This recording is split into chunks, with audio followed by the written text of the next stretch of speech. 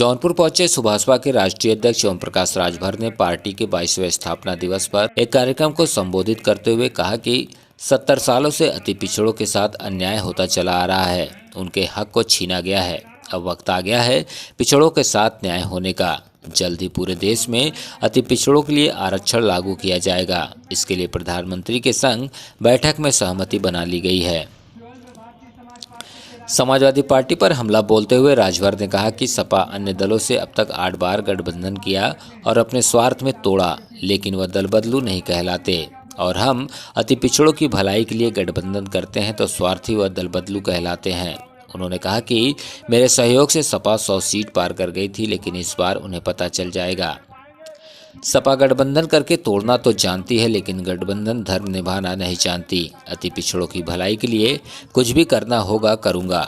मुख्यमंत्री योगी आदित्यनाथ को लेकर उन्होंने कहा कि सदन के अंदर मुख्यमंत्री जी ने मेरी सराहना की और कहा कि राजभर ने योजनाओं का लाभ गरीबों को दिलाने में बहुत मदद की है। राजभर ने ये भी कहा कि पार्टी के विस्तार के लिए बिहार में अति पिछड़ों को जगाने का कार्य कर रहा हूँ। 76 सालों से बिहार में एक भी राजभर एमएलए नहीं बन पाया, जबकि बिहार में राजभरों की संख्या ज़्यादा है। क्या प्रभाव डाल रही है? कोई प्रभाव नहीं, आप देख नहीं रहे हैं, आपस में लड़ रहे हैं। अभी हाल के ही आपके सिंबल पे जफराबाद विधायक चुनाव लड़े थे, अभी भी उनका सपा में गया नहीं है, उस बारे में क्या कहना चाहेंगे? देखिए, समाजवादी पार्टी के प्रत्याशी हैं ना जी, तो लंबे समय तक जो जिस पार्टी में रहता है उस पार्टी को याद आता है, लेकिन ऊपर से सपाई है लेकिन अंदर से भाजपाई है। यहाँ के लोगों के लिए क्या संदेश देना चाहेंगे?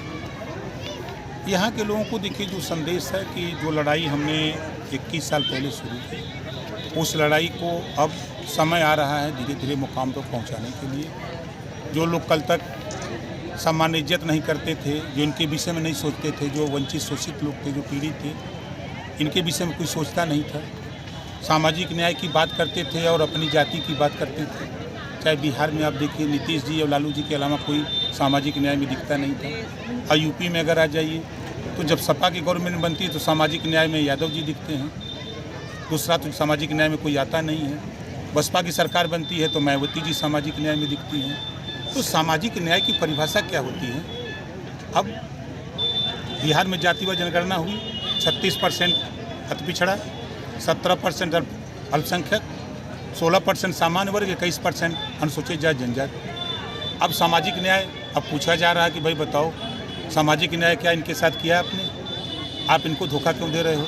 अब उनमें चेतना जगी है, उसी चेतना को हम इनको जगा रहे हैं कि आप अपने हक के लिए अच्छी शिक्षा कैसे मिले, स्वास्थ्य की व्यवस्था आपको कैसे अब तक लाभ मिले, सरकार की जो योजनाएं बन रही हैं उसको लेने के लिए आपको आगे आना पड़ेगा।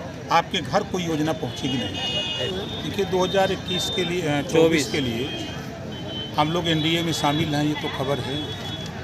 तो हम सब लोग ये जो तैयारी हो रही है 2024 की ही तैयारी है।